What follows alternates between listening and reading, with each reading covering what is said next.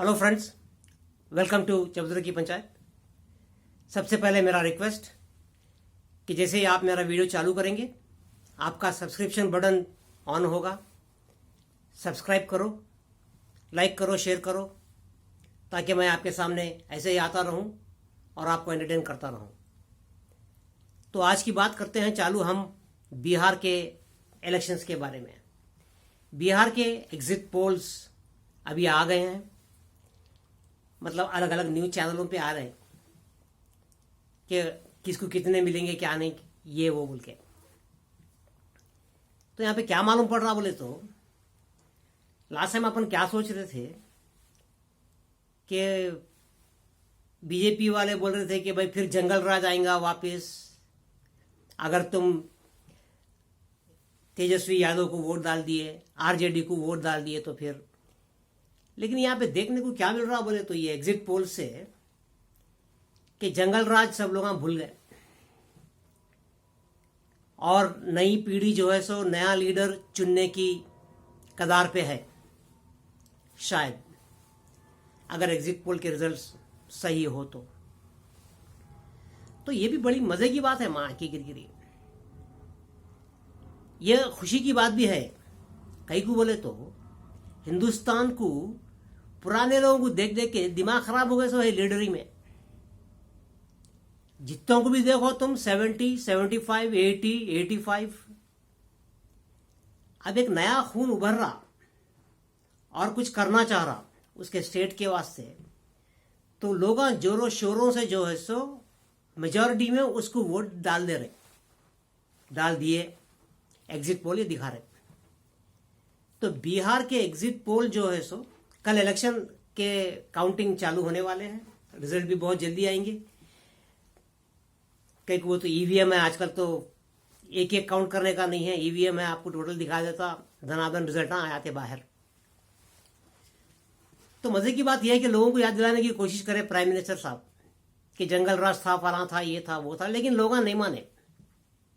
और ये बहुत खुशी की बात है, क्योंकि बैलेंस बन के रहना, एक मुल्क को अच्छा डेवलप होना बोले तो बैलेंस बन के रहना, इन्हें भी रहना, उन्हें भी रहना।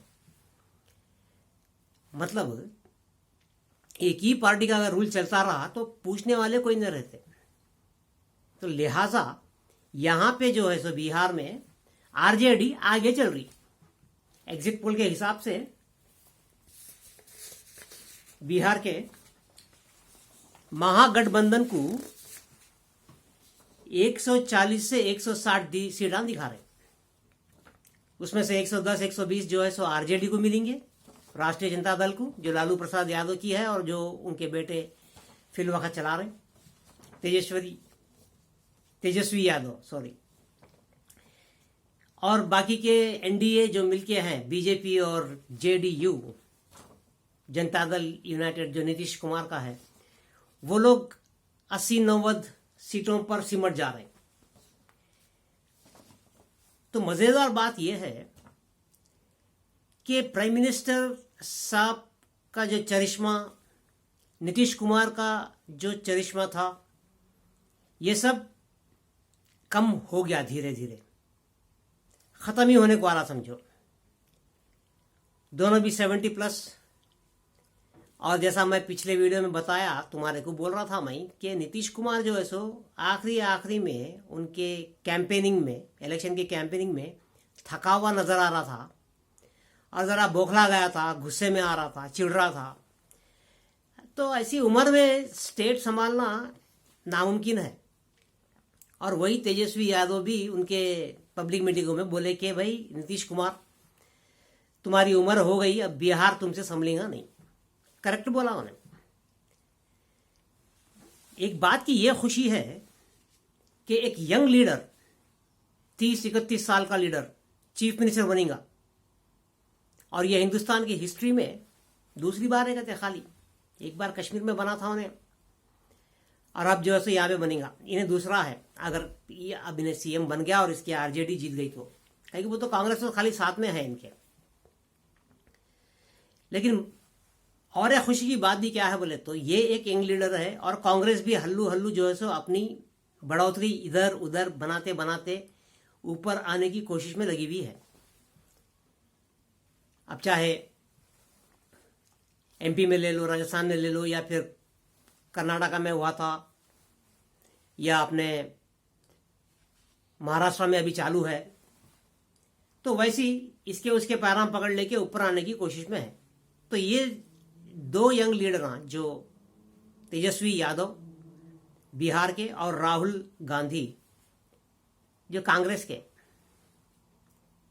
अब इसमें किसका कितना हाथ है, अब ये न्यूज़ चैनल वाले विश्लेषण करते रहते। कोई MYY बोलता, कोई MY बोलता, YY बोलता, बोले तो मुस्लिम वोटा इधर गिरे होंगे, यादव के वोटा उधर गिरे होंगे, यूथ के वोटा उधर गिरे होंगे, या यूथ ज़्यादा था बोल के इन्हें जीत जा रहा क्या है कि। तो ये सब बातें हैं खाली। एक बार एनडीए हार गई बोले तो हार गई, लेकिन एनडीए को एक इसमें ब्लेसिंग इन डिस्गाइज बोलते नहीं, वैसा क्या मिलता बोले तो, जो आज तक ईवीएम को बदनाम कर रहे थे अपोजिशन पार्टियां, चंद्रबाबू नायडू भी घूम रहे थे पिछले इलेक्शनों में कि ईवीएम का धोखा हुआ, ईवीएम में खराबी है, ईवीएम को रीचेक कराओ।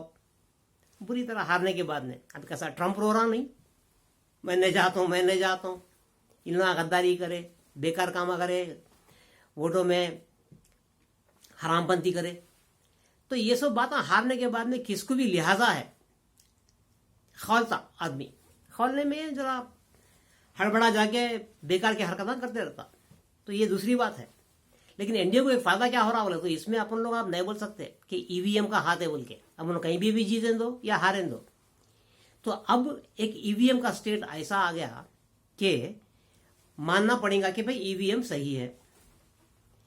ये बेकार के डिस्कशन ईवीएम के बारे में अपन बंद कर देना, ये खाली पीली के लोगों में छोड़ते रहते, अलग अलग दिमाग के लोग अलग अलग अपने न्यूज चैनल के वास्ते हरकतें करते रहते। इससे किसी को कुछ फायदा नहीं है। ये 4 दिन चलते फिर वही बात पे आते। अब क्या हुआ, फिर वहां पे क्या बोलते, फिर वहां पे कहीं गुने हुआ ईवीएम, यहाँ पे हुआ तो फिर वहां पे भी वही होना था। अब तो क्या फिर होम मिनिस्टर साहब जबरदस्ती को ईवीएम उनके तरफ कर दिए, आरजेडी की तरफ नहीं, वैसी बात नहीं है। तो ईवीएम जो है सो ईवीएम है। अब ये समझ में आ गई बात। तो बिहार के सीटों में से 243 सीटों में से माँ की गिरगिरी 140 से 160 जो है सो आरजेडी को दिखा रहा हर कोई चैनल, चाहे एनडीए के खिलाफ हो या चाहे एनडीए के साथ हो, 2-4 कम ज्यादा इधर उधर। और एनडीए को दिखा रहा 80 to 90 सीट्स। एलजेपी जिसकी उम्मीद मेरे को जरा ज्यादा थी, लोक जनशक्ति पार्टी, चिराग पासवान, रामविलास पासवान के बेटे, उनका अच्छा दबदबा, उनके पिताजी का मतलब उनके बाप का रामविलास पासवान के का दबदबा अच्छा था बिहार में, लेकिन उनके बेटे का अभी जमना बाकी है, दिख रहा अभी बहुत दूर है मंजिल। तो उनको 3 से 4 सीट मिलने वाले हैं। और बाकी जो है सो लेफ्ट पार्टीज हैं और अदर्स हैं जो हमेशा कांग्रेस के साथ में सपोर्ट होता है उन पार्टियों का। तो लिहाजा देखने वाली बात यह है कि अभी बिहार में आरजेडी की गवर्नमेंट बनेगी, ठीक है, 5 साल चलेंगी, 10 लाख नौकरियां, गवर्नमेंट नौकरियां, 10 लाख गवर्नमेंट नौकरियां प्रॉमिस करे सो है फर्स्ट फेज में तेजस्वी यादव। बाकी का डेवलपमेंट हो ना हो हम अगले सालों में देखेंगे और बार बार वीडियो लेकर आते रहेंगे कि समझाने के लिए कि तेजस्वी यादव ने के सही मानों में नौकरियां कहीं से निकाल कर दिए हैं लोगों को, या फिर ये उड़ती उड़ती बात थी, बस इलेक्शन में बोल दिए और चल दिए और फिर जंगल राज की तरफ बढ़ते गए।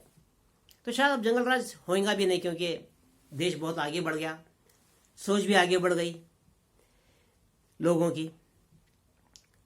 तो उम्मीद करते हैं कि तेजस्वी यादव जो है सो अच्छा चीफ मिनिस्टर बनेगा, यूथ का ख्याल रखेगा, जैसे एजुकेशन भी उनका एक मुद्दा है इलेक्शन का, और डेवलपमेंट है और नौकरियां हैं। नौकरियां तो पहले फेज में देता हूँ बोल रहा, देखेंगे अब कितने देता की। तो अब कल रिजल्ट्स काउंट होना चालू होंगे और जब रिजल्ट्स आएंगे हम फिर बैठ के बात करेंगे बिहार के बारे में। Thank you very much.